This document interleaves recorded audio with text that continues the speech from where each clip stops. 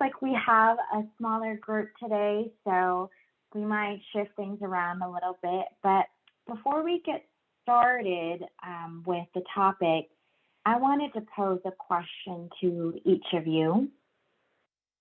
And on the next slide, I want you to think about what you enjoy doing and wish you could spend more time pursuing.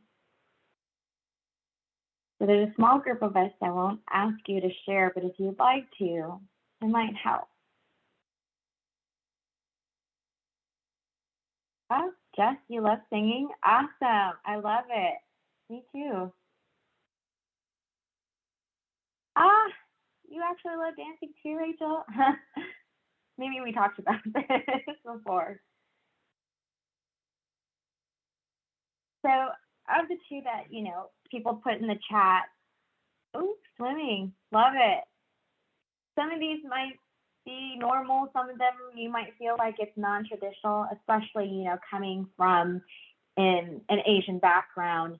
And so that's the topic that I kind of want to cover today, thinking about what we enjoy doing and turning it into something more and how to navigate that space when there might not be a lot of people around us doing that path, and or maybe there's some tension between you and the people around you and what they want for you. So it leads us into our next portion. It'll be kind of like a back and forth between me and Rachel. Yeah, so to kind of warm us up for the Q&A, we're going to start off with some fun rapid fire questions with which Noelle's going to go ahead and lead. So they're just quick questions, so just think of the first thing that comes to mind. All right, so the first question we have is, what did you eat for breakfast today? What did I eat for breakfast? A katsu sando. And who was the last person that you hugged? My boyfriend. Oh. What's the best thing that happened to you this month? I did a lot of dancing. I don't know. I love dancing, so. That's awesome. What's your favorite type of cake? Ooh, ice cream cake. Good choice, me too. And last but not least, what's your favorite holiday and why? Oh, Thanksgiving, because food. Great answers. Thank you for that. So now we can go ahead and move on to the main Q&A portion. So we have two pretty complex questions. So the first one is, a lot of our listeners are either young in their career, trying to break into the job market, or are at a crossroad between two different sets of goals to pursue. So, and then some may feel the pressures of their family to pursue a certain path. So how do you suggest these people move forward in their lives and in their careers? I definitely want to recommend you just taking it one step at a time. As cliche as it sounds, you take it day by day and at your own pace. When I was in high school and picking my colleges, you just think of like the elite colleges you want to apply to. You may or may not know what you really want to do, and then even when you're in college, it's like, well, what do I study? And then how am I going to get a job? What job do I want to get? And I'm going to let you in on a secret.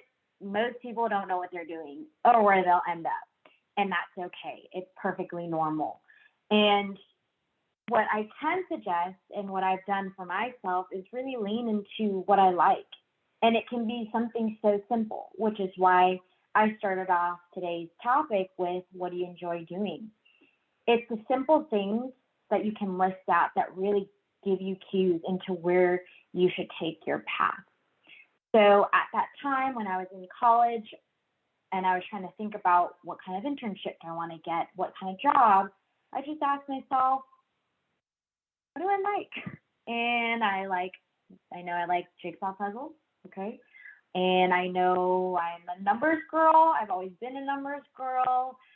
I get bored easily and I need to constantly switch topics. So I need something with a little versatility in my day-to-day. And a really key part of figuring that out is knowing who you are and what you like, and also talking to the people around you to see what they do to learn more. The more information you can collect, the better off you'll be. So I asked all my friends, what are you doing? What are you interested? Why did you pick that? And it brought me, originally I said I wanted to do finance because, hello, that's the first thing my parents told me about, right? Asian parents. And then when I went to college, people introduced me to the idea of advertising. I knew that I got to work on so many different brands, I would never get bored. And I could also do numbers and be in a creative space because that's part of who I am. And so that's kind of how I slowly started to pave my path, little by little, just understanding simple interests, nothing too crazy. You don't need to know you're going to be some crazy scientist unless you want to be. That's great. But you can figure it out day by day. And then in terms of the pressure part, there's always going to be pressure around you, if not from your family, from your friends, and even from your own self and your worst inner critic, right? So it's again, honing in on the little things that you like, feeling a sense of security in the choice that you make, and no regrets once you make that decision. You're going to figure it out. As humans, we always have a way of just adapting, and you will figure it out. Great answers. Thank you for that. I definitely agree. I think there's a lot of pressure on high schoolers today, which I definitely feel, and probably Renee, since we're both in high school. But moving on to the next question, how are you able to maintain the drive to do both dance and your corporate job while having a work and life balance? And then how do you succeed in both? And what about you being an Asian American female plays into your strength in either of these industries? Yeah, maintaining your drive, it can be tough. I think the first step is really to be aware or know that it's going to be a roller coaster. You're going to have your ups and your downs. And if you just remember why you choose to do something, whatever it is you choose to do, really know why you chose it. Remind yourself of your passion and your love for it or your decision towards it, and use that to really ground you, right? It's going to be tough, but think about your future self looking back on this moment. Are you doing everything you can? Are you, will you really remember all these struggles in this moment? Are you going to think back to how far you've come, right? Being able to maintain that, I can give you, more tactical steps, right?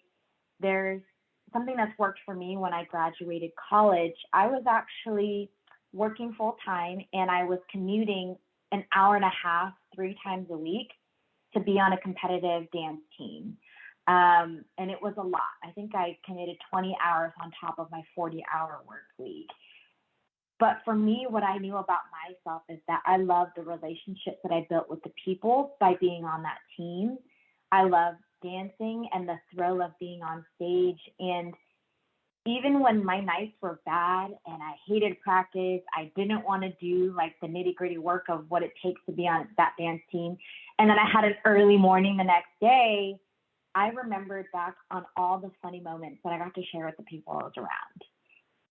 Memories are priceless, and the people you share it with are priceless, and that's what kept me going. And I can tell you today, when I think back to those days, I don't remember a lot of the struggle.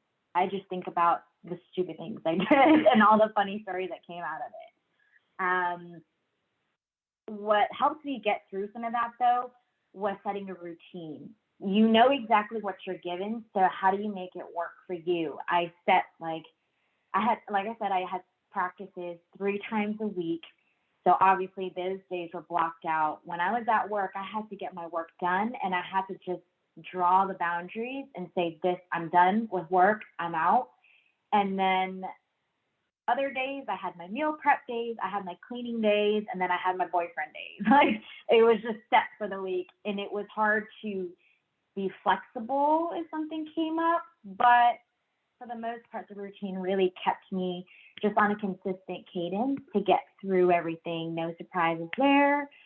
But again, you have to also be okay with the unexpected, because sometimes things change. You have late nights and you want to cry and you want to give up, and you're just like, oh, and it's okay to get annoyed and get frustrated and then move on. Having that support system also really helps. Bonding with my friends, just complaining and venting, you're just like letting it all out and you are good to go. Being, in terms of addressing being Asian American and being female in both of these spaces, advertising is a white male dominated industry. I was very fortunate to work in LA, where at least some of the people on the ground floor were young and Asian-ish, but it was still tough to be in an industry that, one, my parents didn't understand. I kind of just did not describe my job to them at all, or try to. I had to create space so that they can let me do what I needed to do in my career. I gave them the facts that I knew they wanted to hear, was I have a full-time job and I make money. Done. Leave me alone. And in the workplace, being a woman of color makes it difficult for you to advocate for yourself. So something that I learned a little too late, and I started to practice, but I wish for all of you to always talk to the people around you, build a stronger sense of community, be transparent with, how much money you make, learn the tricks of the trade, so that way you come in empowered to mimic the behaviors of those around you, ask for what you deserve, and getting your worth, right, in terms of your salary, in terms of creating a presence in the room and not being afraid to speak up. Because as an Asian female, I'm very timid and I don't always want to speak up, but that's not the way the world works in that industry. And for the dance industry, it's also tough because there's not a lot of Asian dancers. But I think the strength that comes from being an Asian female is the fact that I have a story to tell that's different. And we come from a culture that's willing to put in the hard work and be humble about it. Being a woman, you're also more intuitive and empathetic. And so I use that to tap into, one, communicating with others, relating to them and how they might be thinking or feeling, and building a sense of camaraderie through that, and also using those emotions to add to my art. But, yeah, that's super. Yeah, go ahead. Okay. No. Yeah, I was just gonna say that's super insightful. Yeah, I definitely relate to that on a pretty big level, especially being a dancer myself. Even though in the Bay Area, at my studio, there are a lot of dancers, but I've seen on Dance Moms or something, they're all non-Asian people, or popular dance shows like that. And then now we're gonna go ahead. So now we're gonna go ahead and move on to the next section, which Darlene's going to lead. Yeah. So again, I did a lot of talking. I always want to make workshops like this a lot more interactive, and I want to make it actionable for you. I can share my story and you can kind of get some tips, but it's really helpful when I'm a firm believer in creating your own path. So it brings me to a couple of extra questions that I want to ask everyone in the room. In order to build your own path in finding a system that works for you, I have 3 questions. The first one I want you to think about, and this is the most important part, as I mentioned in some of my answers about, me figuring out what I like, what I need, and what I care about, I want to ask the room, what are your needs and what do you value?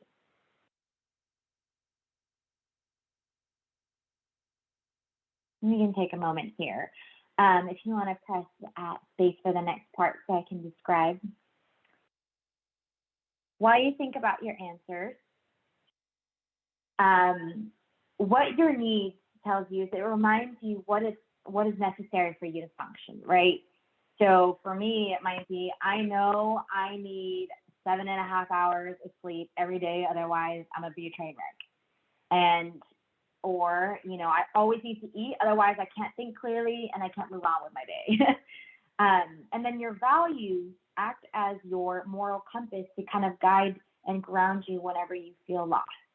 So when you're making a bold decision or going down an uncertain or non-traditional path, knowing what you stand for keeps you in focus. Every time you want to give up, bring yourself back. Why am I doing this? What do I care about?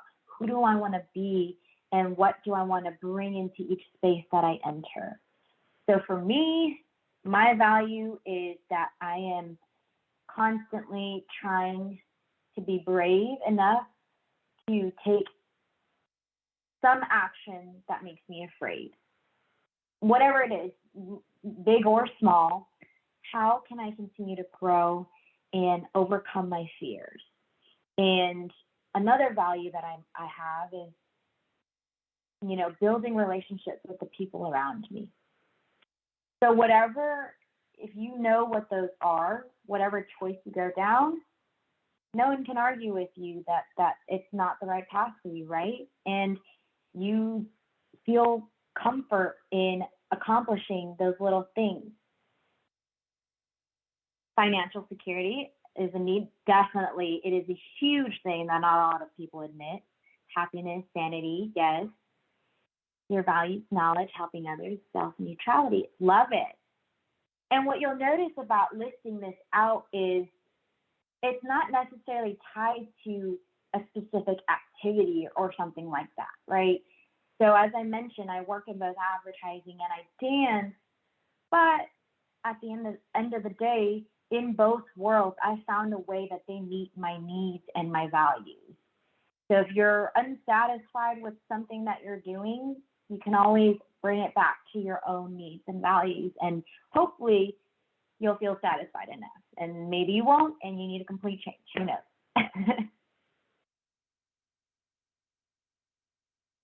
Productivity and results. Yeah. The next question I want to ask you is, what energizes and motivates you? So this is where we can really get into, the things that help you find your joy to get through whatever it is you're doing, and areas you might want to lean into, or things that help you get through the day.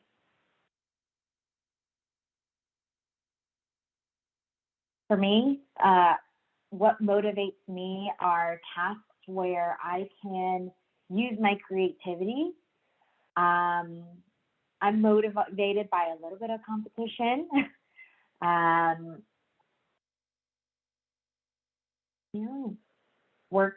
Working extremely hard, getting an end result. Yes.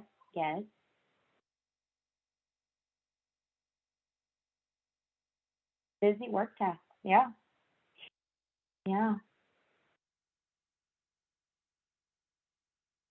And again, this doesn't have to be, just project related. It's what gets you going through the day. So if it's setting up a reward system where you treat yourself to a boba or some relaxation time, that might be motivating, or just being around your friends to help motivate you, knowing that will get you through and on your path to success wherever you need to go.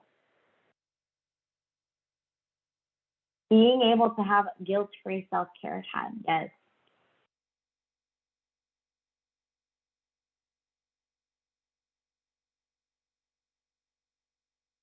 All righty.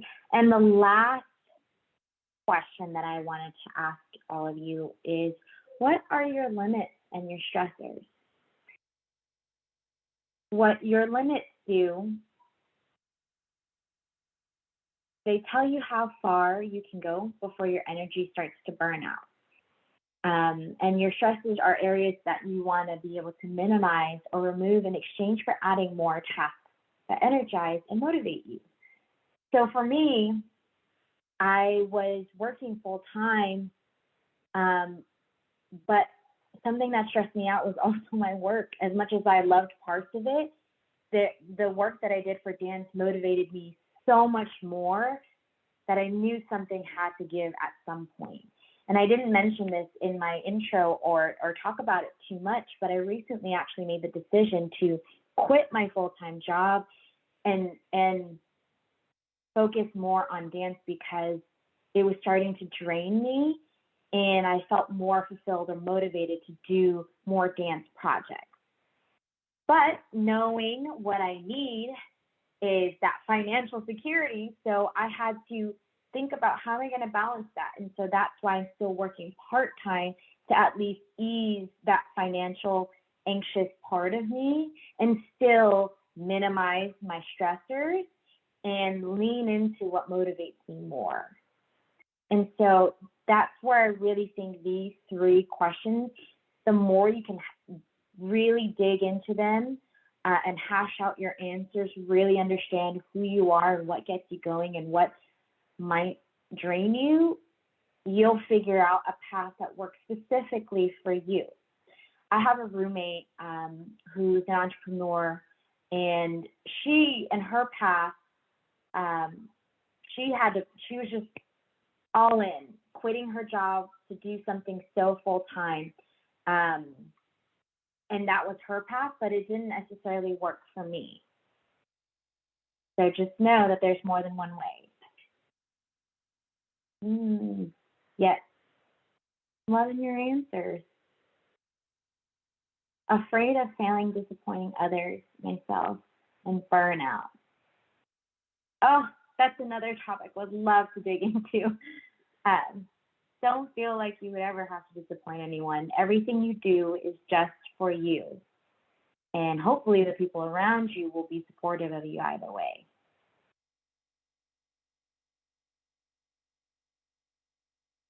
Yeah, thank you so much. That kind of wraps up. Oh, thank you so much for that conversation. Yeah, I think we definitely reflected on ourselves a lot. I know I did, and learned new things about ourselves maybe. So now we just have a few major takeaways that Darlene wanted to share with you all. So the first one is that it's important to identify a system that works for you by understanding your needs, values, motivators, limits, and stressors. And then it's important to trust in the groundwork you've built for yourself and lead with your aspirations and not your fears. Did you have anything else you wanted to add to that?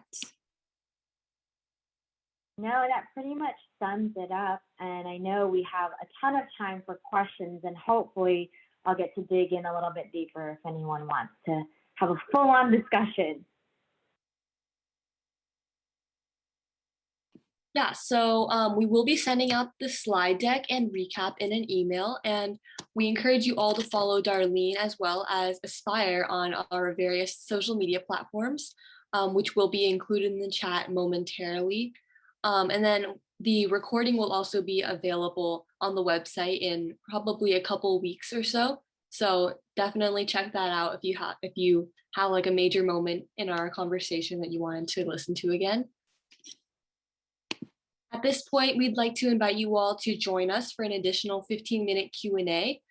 Otherwise, if you don't have any questions, feel free to have a lovely evening, and we hope to see you at our next event, which is the Aspire Rewind on December 9th from 7 to 8 p.m. Eastern Time, which will feature some of your favorite aspiring talk speakers from this year. So the Eventbrite for that will be made soon, so check out the information when it's available. And if not, you guys can all feel free to unmute or say in the chat any questions you have for Darlene. And if you don't have any, then you're free to go.